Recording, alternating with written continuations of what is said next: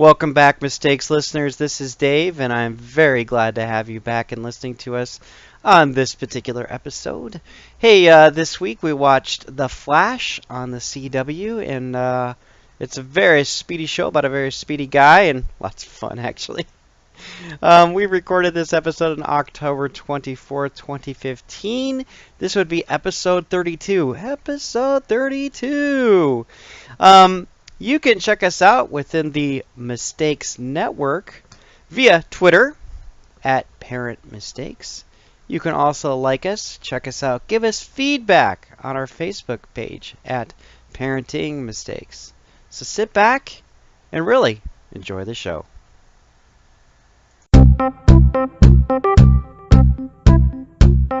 So Todd, you have been to Disneyland multiple times. How many times do you think you've been to Disneyland?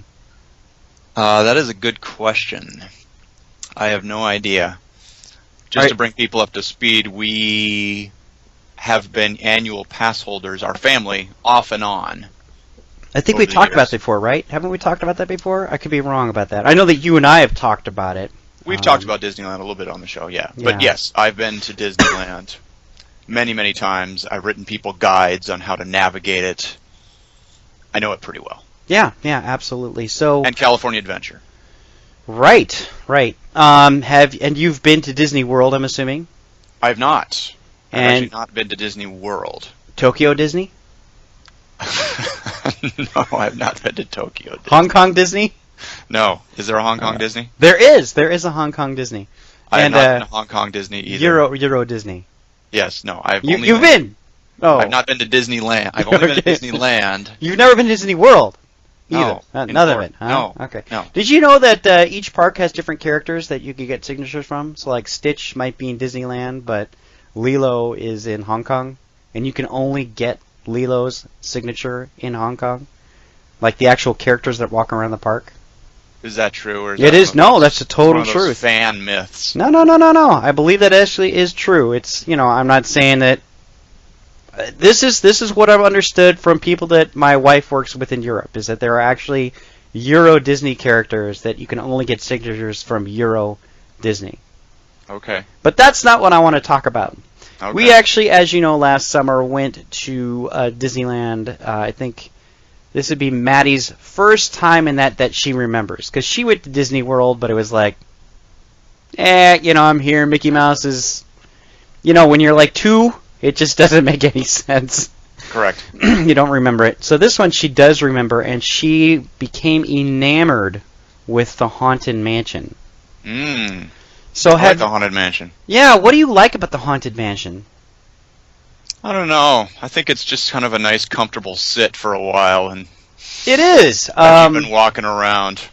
Yeah, and there are people that are obsessed with the Haunted Mansion. And I did a lot of research this week on it because I have, my 3-year-old is just can't stop talking about it. She loves it, right? She likes what she calls the ghosts, Dad. I like the ghosts.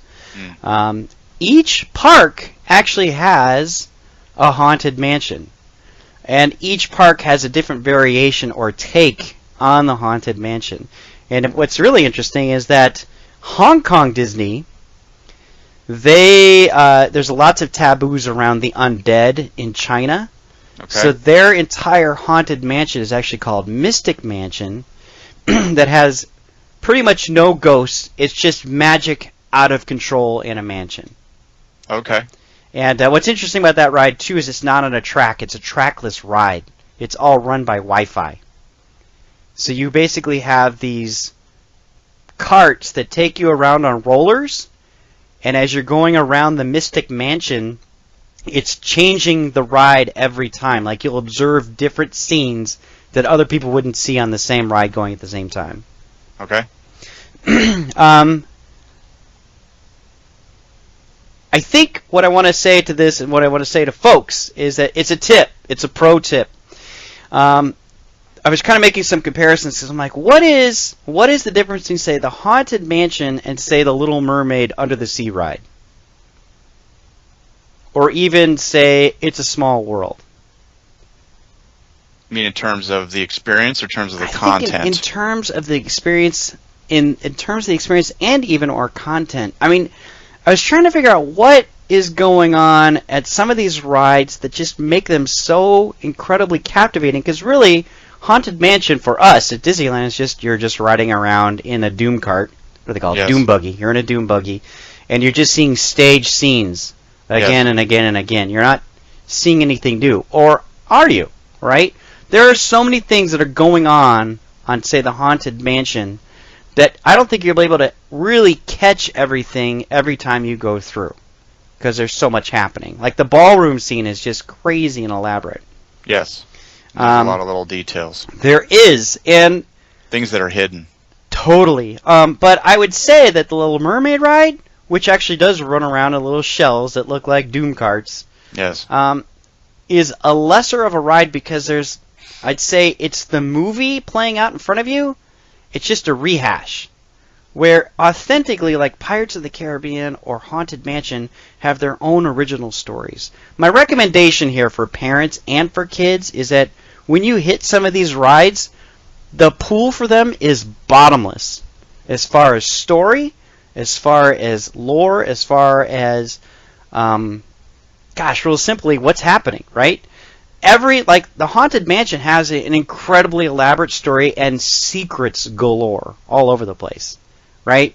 I think there's a key, right, that's actually outside of the mansion that unlocks something within the mansion that are looking for a particular key, right? Every ghost within the Haunted Mansion that you see has a story. And the story actually does play out on the ride. Do I have an epiphany here? My epiphany is research your rides when going to Disney, and I guarantee you will enhance your experience tenfold. Wow, you should be like a Disney docent. You know what? I would fail at this miserably, but I did my homework on it, and I got excited because I go, Disney just doesn't put something together that's shoddy. It's not like going to the county fair where you're just circling around some sort of, right? Like they like the motorcycles that go on a track around the circle, right? Yes. But there is so much depth in what is occurring at Disney for a lot of the rides. Although I would say some of the rides rate higher, like Pirates. I think one of the things I've never understood was why I keep wanting to go back to Pirates, which is this slow, lumbering, unexciting quote ride. But I'm absolutely captivated by what's happening within it because I want to know what's happening. What's that character doing? What's that dog? Why'd the dog get the key in his mouth? Right? Right. Well, and we can tie this into a lot of the shows we do. Pirates of the Caribbean is an immersive experience. Yes. Because you're going underground. I mean, the fact that they have the boat go down underground first is important because it gives you the illusion that you are entering a different world. Yeah. And because you can't see the ceiling and because you can't see the walls, you have now been transported. And it's the same thing whenever we watch a lot of these shows and movies. Mr. Olstein used to talk about this, remember? Yes, Mass Communications, suspending your disbelief. Yep. You know you're in a slow-moving boat in a little stream that, if they turn the lights on, would probably be really grody at the bottom. And if they turn the lights on, you can see the ceiling and you can see the walls and you can see the fact that these are not real buildings and they're all animatronic and that sort of thing. But you let yourself become sucked into the experience. Yes, and you set reality aside for a couple of minutes. Yeah, you feel like you're actually there. That's what you're saying. Yes. Oh my word! So the segue here is that Pirates of the Caribbean is slow, but the show we watched this week was very fast. Yeah. Oh. Or I got a better one. Okay, go ahead. After standing in line at Disneyland for an hour, it feels like the ride is done in a flash. Yeah, that's right. Yay! I win with the segue. Yeah, you win. Okay, so look at the Flash. Yes. So the Flash there was a previous Flash TV show, wasn't there? Yes, there was. And it was short-lived. So this is based on a comic book, Mhm. which we don't need to get into the long history. I'm assuming has been around for a while. The basic premise of this character is that it's an ordinary guy who is struck by lightning. Barry Allen. Yeah, Mhm. who is, well, and in the TV show, and again, I don't know whether or not this is true to the comic book. I know these days, when you make movies based on comic books, a lot of times the creators try to remain true to at least the original story. Right. But you have a regular guy who is struck by this energy, and in the case of the TV show, it was an explosion of this strange advanced device, Mhm. and he's zapped, and then he's in some sort of coma, and then when he wakes up, he is super fast. Yes. And he also has the ability to heal very quickly, Yep. which I guess goes along with his speed. His healing power is also very fast. Mhm. He's still a person and can still be hurt, but he can also run around. And he wears red, and he's got a little lightning bolt on him. Right. So I picked this show because it's, again, sort of in, I don't know what you'd call it. Call this sort of a transitional show in terms of appropriateness. It's not necessarily geared towards younger children, but it's sort of in that same vein of Agents of S.H.I.E.L.D., where, because it's on network television, the content is relatively clean, and it could reasonably fit into a age bracket that's, preteen, that sort of thing. Yeah, so I would say that this particular version of Flash, by just watching this one episode, I haven't watched the rest of the series. I intend to, but I just haven't gotten to it, is much more in line with the golden age of DC superheroes. And I think they're really shooting for a much brighter DC in comparison to a lot of the DC content that's out there right now. In comparison, you have Batman, who is the Dark Knight, and it's all about heavy-hitting, gritty, life is really hard, I'm the Dark Knight, someone's going to break my back, I'm going to break theirs, this kind of business. Right. This latest Superman movie was kind of not an up. I can't say it was like a real pick-me-up. I spent the entire time going, wow, I can't believe the amount of destruction that Superman is allowing to have. Right. And then if you watch Arrow, which I actually have watched quite a bit of Arrow, it also is very gritty. And this is actually a spin-off from Arrow. Yes. And it's got a lot of violence and hard-hitting grittiness in it. This, I think, is DC's take on more to their superhero form, which I think takes complete advantage of what the DC Universe looks like right now, which is dark, hard, real, gritty stories, where I feel like this is like an up for sure. Like, Barry's likable. There's a lot of different likable characters. It's fun. The Flash has always been... I haven't read much Flash in the comics, but man, there's like kind of a lot of first episode tropes too, where I'm like, there's a lot of setup that was just kind of like, I don't know if it was lazy writing, or if it's just we just need to set this up fast. We need to set this up in a flash so that we can kind of get going with stories. Because the Star Labs accident actually encompasses the entire city, which is sort of a take on Smallville's kryptonite destruction, or they have a meteorite landfall over Smallville, and it affects hundreds of different people and gives them all superpowers. Right. And Superman's having in the middle of it. Same thing with Flash. It's the exact same story. Gigantic flash over the city, and there are probably several people that were affected by this particular explosion of kinetic energy. Yes. Because basically Star Labs has always been doing something nefarious, right? So now I can tell you that Barry will be dealing with different villains or people that have powers for the rest of the series because of this particular explosion. Correct. Right? So I can't say it's simple, it's kind of easy writing, like that's going to happen there. Right. So it is serialized, but it's also episodic at the same time. Yeah. I think honestly they're just kind of cutting to the chase, and really what's important, the core person here is Barry, and Barry's great, right? He's a good character. Yeah. He's a good protagonist. He's a nice guy. He's a nerd, right? Yes. He's kind of a Peter Parker type of deal. Yeah, he's a little bit off, right? I don't know what to think about his, like, what do they show? It's sort of like his A Beautiful Mind sequence where he's like looking at the tire treads, and they animate like a little.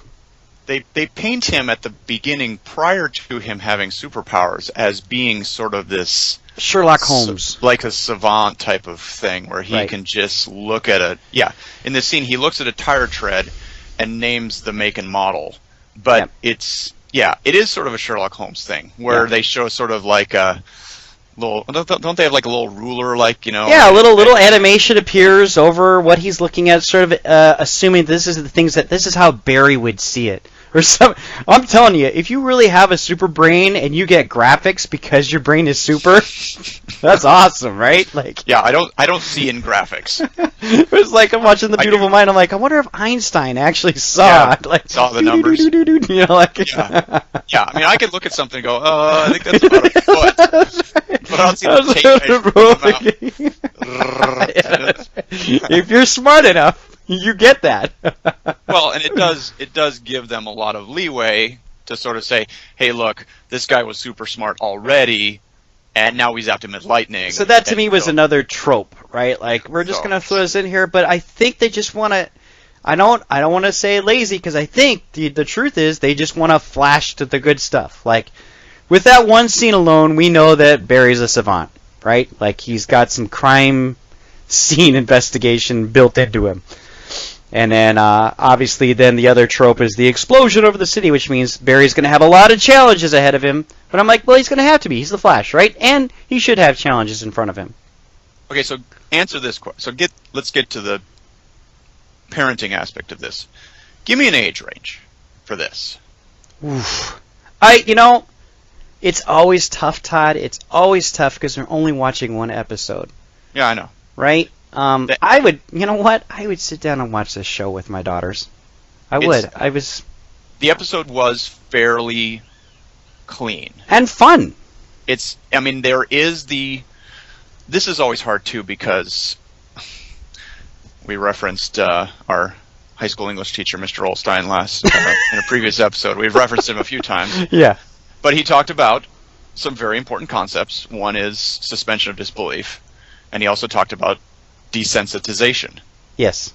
Are we so desensitized that, say, a physical, beat down between two characters, we just sort of go, well, at least they didn't stab each other. Right. At least there isn't blood splurting all over the place. I mean, You have your standard fights, lots of fights, where there's bodies flying all over the place. Nobody's dead, but there's a little bit of, maybe a couple scratches. Mm-hmm. Some bumps and bruises. There's a good guy. There's a sinister guy. We do see a dead body in this. Yep. We see the dead mom. Mm-hmm. As a kid. And so that's where you do sort of have a caution, because you say to yourself, all right, as you said, we only watch one episode, but we don't really know where they're going to go from here. Right. Are they going to show us more dead bodies? Are they going to get a little more graphic? We know that there is a romantic subplot that they are going to explore. Because in the first episode, Barry has a girlfriend.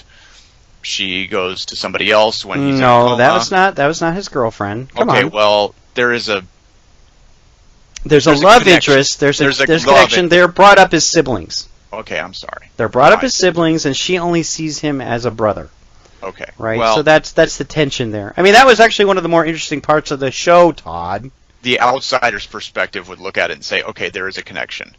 And then when he's introduced to his sort of tech team, there is the female interest there, which you could sit there and go, okay, they're going to play with this at least. Yep. Yeah, and the other issue too is that because Barry is seemingly weak, he's a smaller, scrawny guy, and you like him, that the potential to put some really nasty villains in there that are going to tear him apart are pretty high, right? That could cause some tension for some younger viewers. Like, Barry's a small guy like me, right?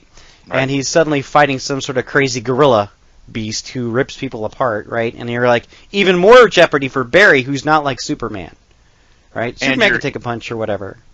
And as you go along, in order to keep the show interesting, you're going to have to amp up those characters. Yep. You're going to have to make them just a little more grisly. You're going to have to make the plot a little more sinister. We got teased at the end of the episode about the fact that the guy that supposedly is sort of his mentor is also got some other sinister agenda. Mm-hmm. Yeah, but this is all with modern TV, right? Like, we're just making estimates for the series to come. We don't exactly know. Like I said, there is a setup, and because Barry is so vulnerable, that's going to add actually a lot more attention to shows. Because even watching Arrow, you know that Oliver can take a lot of hits. He just can't. He's a bigger, burlier dude. He spends a lot of every episode, of course, doing push-ups or pull-ups, right? Barry doesn't look that way, right? Right. And actually, he took some damage. Like, just by running fast, he hit himself. Right. I would still err on the side of caution with this one and put this more in maybe the teen area, maybe the preteen area. And we say this a lot for a lot of things. If in doubt, sit down and watch the show with your kids. With your kids, yep. Watch it and be aware of what your kids are watching and talk about it. From what I understand... Yeah, exactly. Sorry, Todd. And just to kind of give it, I actually have been following a lot of the reviews for The Flash for this past season, and it appears, from what I've read, that they've actually incorporated a lot of different Golden Age concepts into this version of The Flash, which is a lot more comic booky and a lot more craziness in the DC universe. They actually introduced the multiverse in this, which actually is a lot of fun. They've been doing a lot of... I think it's been getting a lot of critical praise because it's been sticking very close to what a comic book is like, and it's been a ton of fun. But I haven't watched all of it. Right. Sit down and watch it with your kids. And I said, yeah, this particular episode, I'd totally watch it with Maddie and Kayleen. Now, would they find it interesting? Probably not. Yeah. For a 6-year-old, There's too much adults standing around talking to each other. La, right. Right, and they don't get the tension, right? Oh, she feels like my sister, but she's not my sister, and she's really attractive, and, I don't know. Yeah. Yeah, that happens. All right. Are we out in a flash? I think I think so, but we have to say that we tweet, right? We tweet, yes. We are on Twitter. Parent Mistakes. You can follow us, or you can like our Facebook page. Right, because you said tweet. Mistakes. Right, now we got to go Facebook, right? Mm-hmm. Facebook. Like our Facebook page. Give us feedback, positive or negative, because we're grown-ups and we can take criticism. All right, take us out, Todd. We're out in a flash.